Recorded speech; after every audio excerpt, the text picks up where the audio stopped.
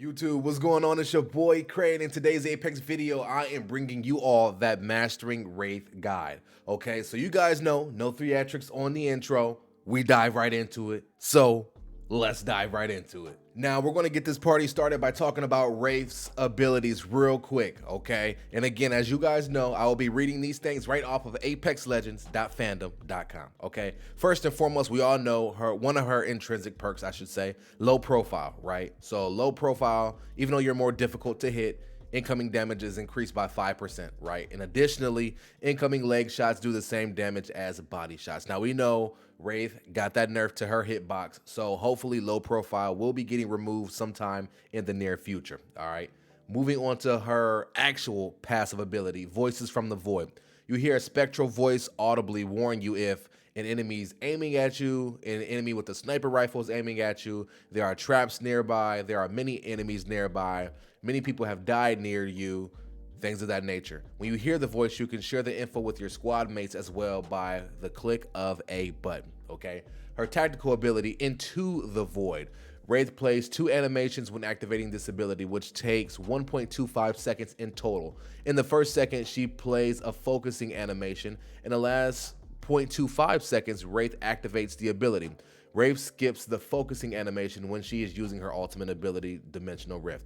There's a brief delay when entering and exiting the void, during which Wraith is unable to perform any other action. Movement is also slowed by 20% unless the Dimensional Rift is active. Upon activation, Wraith enters the void for 4 seconds. While in the void, the screen will turn grayscale. You will become invulnerable and will gain a 30% speed boost. You will still be able to see enemies. Enemies can see a wispy blue trail showing where you are going when you're in the void.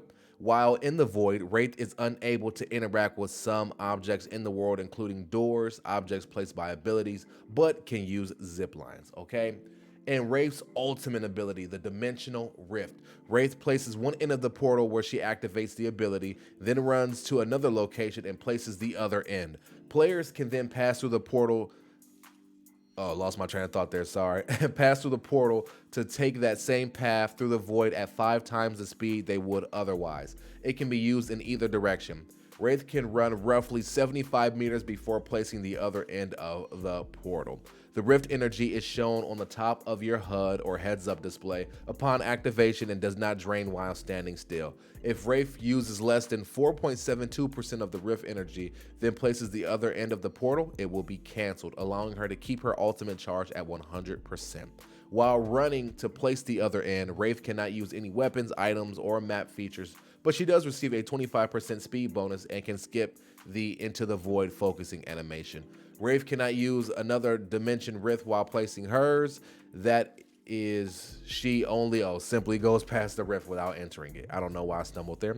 Players taking the portal are invulnerable and leave faint blue trails, much like Wraith while using Into the Void. And portals will disappear after 4 seconds if both ends are outside of the ring. Okay, so there you have it. Wraith's abilities, her kit makes it very easy for her to traverse from one place to the next. It also is very handy for her to get out of sticky situations, but also remember, ever since that 1.25 second animation was added, she can't just go right into the void. That wasn't always there. There was a point in time, I want to say like before season 5, maybe even season 6. No, I think season 6 is when they introduced the change. So prior to that, I could be wrong there, don't quote me, but I know sometime prior to that, she could activate it right away. It didn't last as long, right? And she didn't get that giant speed bonus. She got a small speed bonus. And you also could not see enemies around you either. So Wraith got that rework, but still, it's still very useful to get out of those crazy situations. You just have to use it a bit more strategically. Now let's go ahead and talk about some of the best ways to play Wraith, okay?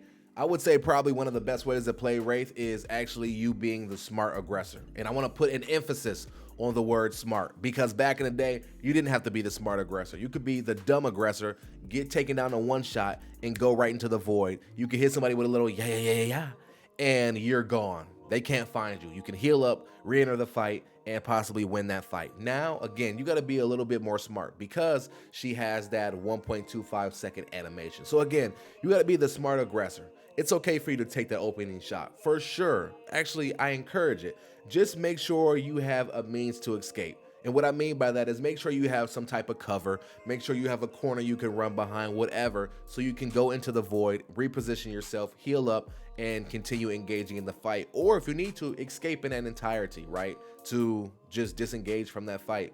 You know, like I know, Apex is a crazy game. You could all of a sudden be winning a fight and that fight gets turned around just like that by the use of an ability or by some crazy situation or by a third party, you know, haha, this is Apex Legends after all. The third parties are going to come for sure, right? So sometimes you got to get out of there, right? Be smart, be smart, be smart. You can't just go into the void like you used to be able to. So let's definitely remember that. Also, she can actually be pretty decent when it comes to playing a little bit of a support role because of her portal, right? If your teammates push in and she's the last line of defense and one of your teammates get knocked, you can go ahead and just portal them out, get a quick revive, get them back in the action, and then you can join in the action as well, right? So like creating an example scenario, your teammate knocks somebody, then they get knocked, you portal push into that, you snag them, get them back, res them, get back into that fight, and now it's a 3v2 situation because your other teammate would not let them get that res off. You know what I'm saying?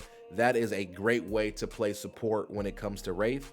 I don't really recommend playing support when it comes to Wraith because, again, she can be more of a smart aggressor and she can put in work as that, right? So I think having her as solely a support role is kind of wasting her kit a little bit. But if you fall in line with that role and your team is okay with that, then I think utilizing her in that way can actually work out for the team's best interest. Now let's go ahead and talk about the best loadouts for Homegirl Wraith, okay? You guys know me, I'm pretty straight across the board, SMG, and maybe even a shotty, right? So I'm rocking R9, Vault, something along the lines of that, and I'm pairing that with something like a Mastiff. The only reason I don't want to pair her with an Eva is just for the simple fact that her hitbox is 20% larger than it once was.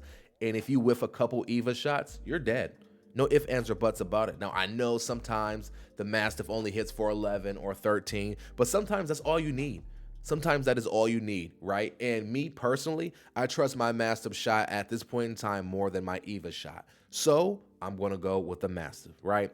If I'm playing a little bit more of a passive role, SMG, DMR, something along the lines of that, right? Rocking a Vault because why? The Vault has less fall off damage. So I'm always rocking a Vault if I'm playing a little bit more passive. And I'm pairing that with like a G7, Hemlock, or if I'm feeling really spicy, the 30-30. Don't really like the 30-30 right now, thanks. Like, I really think that it needs something to separate it from the G7 more.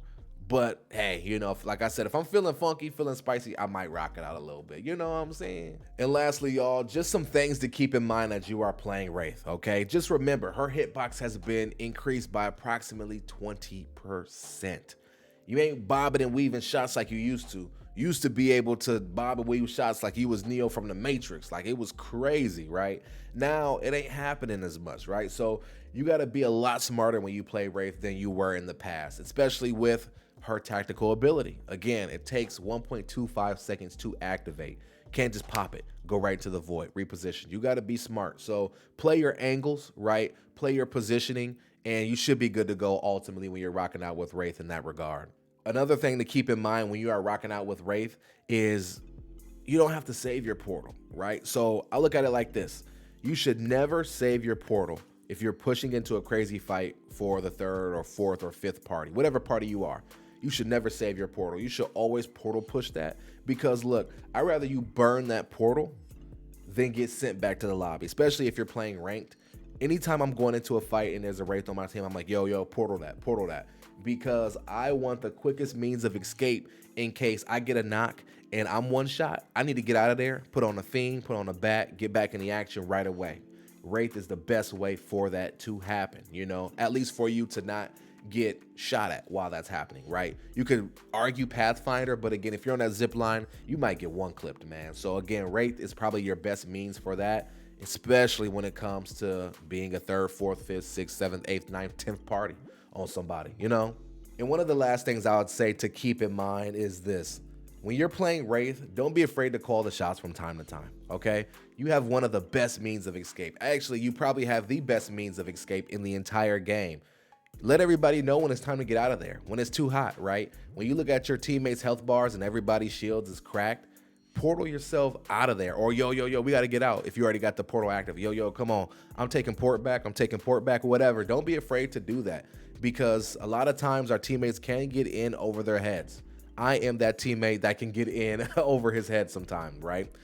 So hearing, hey, I'm getting out, hey, take the port back, might remind me, shoot, I'm one shot. I need to get out of here. My armor's cracked.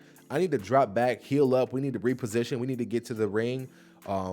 Something, you know what I'm saying? Something might trigger in my brain that gets me out of that situation, and it saves us from losing the fight ultimately. You know what I'm saying? So again, if you're playing Wraith, don't be afraid to take charge from time to time. It can save you guys the game, literally. I kid you not. And ladies and gentlemen, this is all that I have for you. Mastering Wraith. I hope you guys picked up something. If you guys didn't, I'm sorry for wasting your time.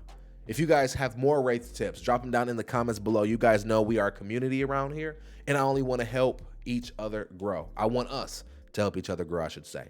It's been your boy Cray. I'm signing off, and I will catch you all on the next one. Until then, we are out. Peace.